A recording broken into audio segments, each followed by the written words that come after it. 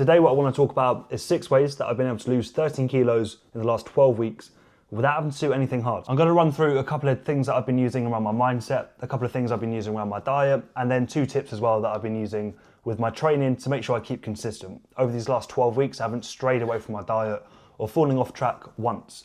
And that's not because I'm a fucking superhuman, it's because I have methods and systems laid out to make sure that I continuously stick to things. And these are methods that you can steal for yourself with your diet, mindset, and nutrition to make sure you actually start sticking to things consistently with your fat loss and your muscle growth. So one of the main things that has helped me stay so consistent over these last 12 weeks is knowing my end date. If I set off and said I wanted to lose 10 to 15 kilos, which was my goal, but I didn't really set a time frame for that, and I just kind of said, well, I hope it comes off, I would probably feel quite unmotivated. On the days that I felt a little bit hungry, on the days that I felt a bit tired, I probably wouldn't want to stick to it because I'd be thinking, fuck me, how long do I have left of feeling like this? This isn't a feeling I enjoy, and it's not a feeling that I want to feel long term. But knowing that my diet was going to last between 12 and 15 weeks at max made me keep consistent even in those moments where I wanted to eat off track, I wanted to go over my calories, I wanted to enjoy a sweet treat rather than just tucking into another bowl of Greek yogurt with a bit of protein powder in it. But I knew that if I went over my calories and I indulged in a big meal or I had a bunch of snacks and went way over my calories, that was going to prevent me from progressing that week. And in turn, what that would mean is I then had to spend longer in the dieting phase. So this feeling of feeling a little bit hungry, maybe feeling a little bit tired or not quite as much energy as I'd normally have. I knew that if I gave into that feeling and I overindulged in that moment, I would then have to just extend my diet for another week, because that's 1 week that I've fucked up, where I haven't made progress, that now I need to add to the back end of my diet to make up for it. But I knew if I stuck to what I'd set out for the next 12 to 15 weeks, I knew at the end of that time frame, my diet would be done. And now guess what? I can increase my calories because a diet isn't a permanent thing, and I can start to have a bit more flexibility within my diet. And that brings me on to point 2 around the mindset, which is knowing the sacrifices you make now will pay off for you long term. In the moment, you might want to indulge in a sweet treat. You might want to indulge in a few extra calories. But the mindset that I always try to have in that moment where I'm nearly giving in is, how will I feel making this decision tomorrow morning? And I know that if I overindulge, then the next day I would have woken up with regret. I would have thought, why the fuck did I do that? Now I'm off track. And now going back to what I said earlier about knowing the end date, I'm not going to lose weight this week because I've overindulged, and now I need to extend my diet even longer. So always try to think long term. Don't just be that dopamine junkie that has to have it now or it's not good enough.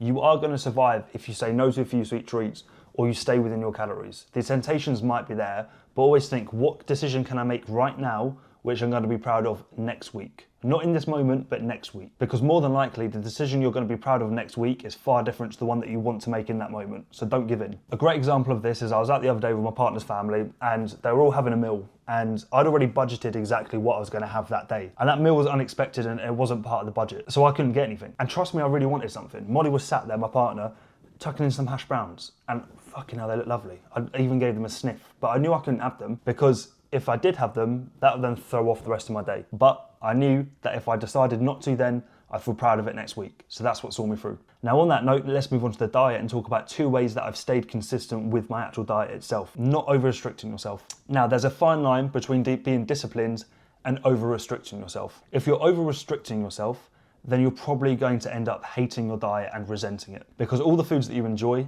you've completely cut out. Because the things that everyone tucks into in life, like the sweet treats, the cakes, biscuits, whatever your thing is, everyone has them, no one's perfect. So trying to just completely cut that out of your diet is a completely unrealistic standard to hold yourself to. And if you do try to hold yourself to it, you might succeed for a week, maybe 2 weeks, maybe even a month. But eventually the cravings are going to get the better of you and you'll probably end up overindulging, and then you feel even worse for it the next morning when you wake up and you feel like a pig. So the way that I make sure that I don't over-restrict myself is I take into account any off-track foods that I'm going to eat.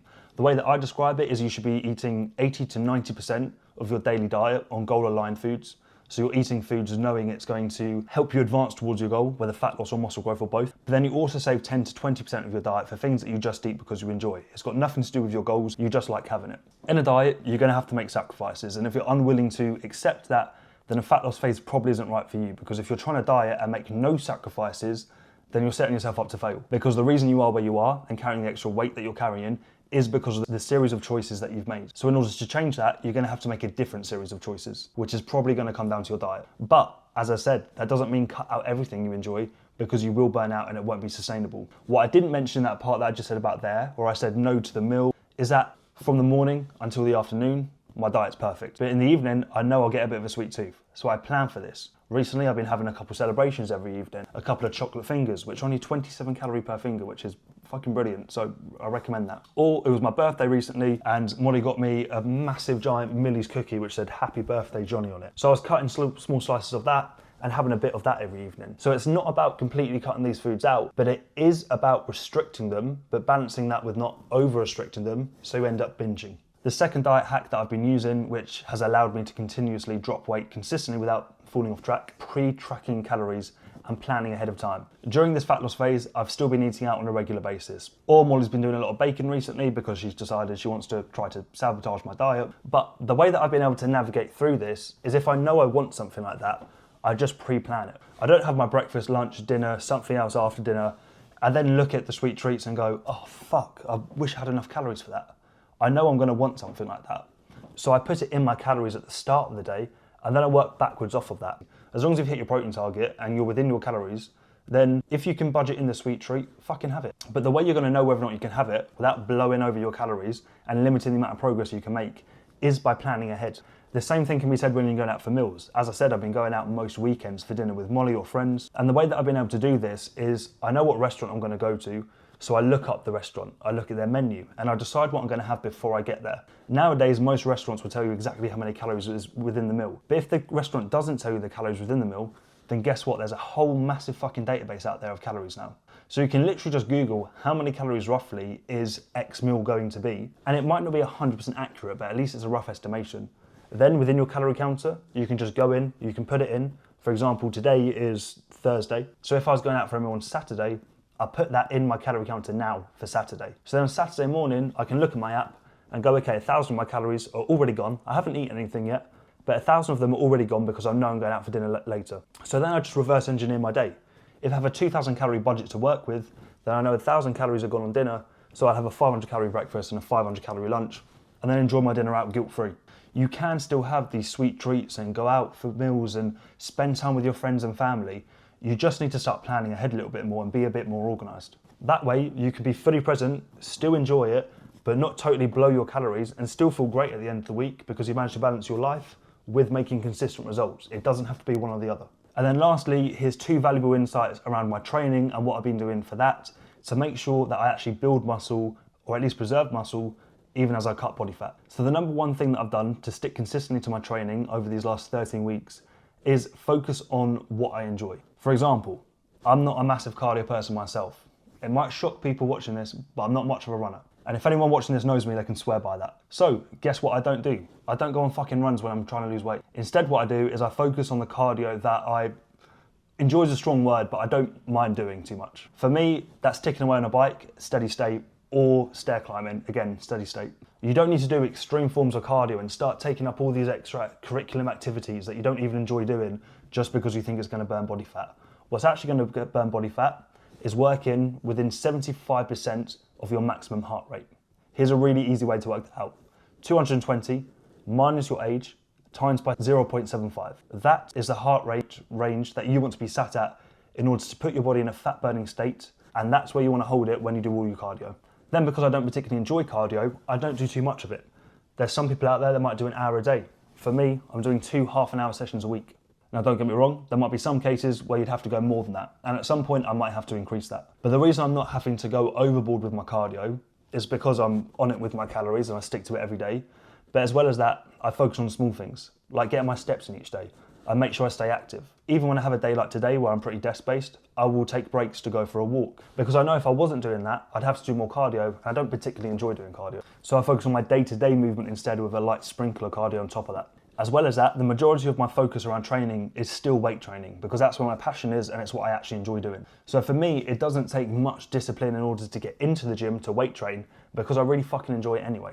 And once you can get to the point where you enjoy your training, then it's going to be so much easier for you to stick to it consistently because when you don't enjoy something, you're going to see it as a massive inconvenience. And the reason that I enjoy it is because I've seen consistent progress by sticking to everything, and I've seen my physique changing over the last years of training. So once you can build that association of going to the gym gets you a result, you will start to enjoy it too. But to start off with, you're just going to have to stay really disciplined and force yourself in even when you don't want to.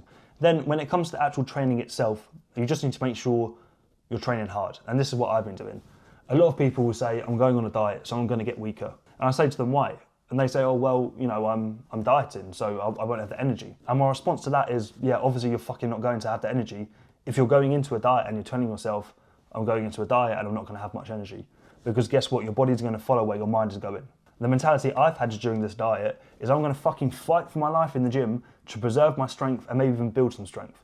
And guess what? During this cutting phase, I haven't lost any strength. And there's a couple of lifts which I've seen some small minor improvements on. Nothing drastic.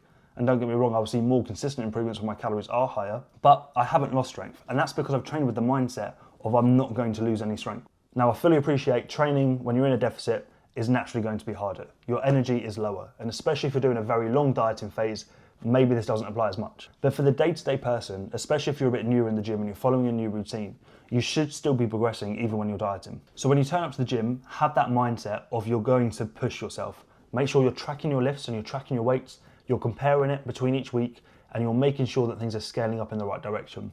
Because if you turn up to the gym and you have no proper purpose when you're there, it's no wonder you can't stay consistent and you don't feel very motivated. When you're going to the gym week to week, and you're seeing constant improvements in your weights or in constant improvements even just in your form or the amount of reps that you're doing, that's going to keep you motivated to keep showing up because it's a constant battle within yourself. Yes, you have this overarching goal of losing 10, 20, 30 kilos, building muscle, getting a leaner, more muscular physique and so on. But also you have the mini goals within each workout to get an extra rep from last week, to lift 1 kilo heavier than last week, but match the reps. It's a constant cycle of progression that you're aiming towards to make training actually fun and give each individual session more of a purpose rather than just focusing on the goal that you've got, which feels miles away at sometimes. So they're the 6 biggest ways that I've been able to consistently stick to my diet, stick to my training, and lose 13 kilos within the last 12 weeks. So, as a quick recap, the 3 most important things on this journey for you are going to be your mindset, your diet, and your training. With your mindset, it's important that you set yourself a start date and an end date. Don't go into a diet not knowing when it's going to end because it will make it so much harder to stick to because you have no clear timeline.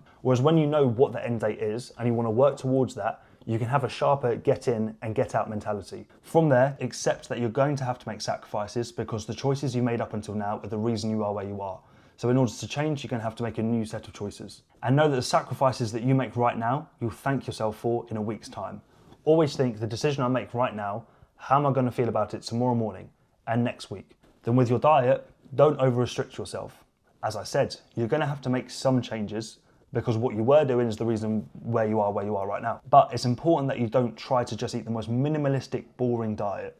Season your food, put sauces on it, make the boring foods enjoyable and actually taste nice. And then suddenly there won't be any such thing as boring foods. But on top of that, when it comes to having sweet treats, or if your missus is constantly baking like mine, which is lovely of her, but not the best for dieting sometimes, then you also need to start planning ahead of time. If you're going out for a meal, if you want a certain food, that's fine, but just track it ahead of time. If you're going out on Saturday, maybe plan that midweek. So on Saturday morning, you know exactly how many calories you have left to play with before you've even eaten it. And then with your training, of course you're not going to stick to things if you don't enjoy them. So set up a routine full of exercises that you actually enjoy, but will still progress you towards your goals. And realize that you don't need to overdo it with the cardio. You can focus on your day-to-day activity levels and focus on weight training and just lightly sprinkle cardio on top of that and just slowly scale it up over time as and when your body needs you to. Then when you're in the gym, make sure you're training hard. Don't train with the mindset of, oh, I'm on a diet, so I'm going to get weaker. Because your body will follow where your mind goes. If you're telling yourself you're going to get weaker, no shit, mate. Of course you're going to get weaker.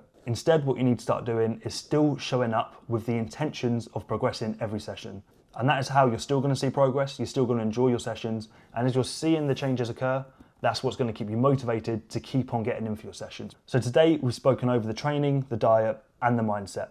And that's actually the 3 pillars that my program Muscle for Life is built all around, where I coach you on all 3 on how to have the exact setup and systems that you need to see consistent results and finally achieve a lean and muscular physique. So if you want to learn more about what working together one-to-one actually looks like, then fill out the form in my bio and I'll get back to you soon. Until then, I hope you enjoyed the video and got some value, and I'll see you in the next one.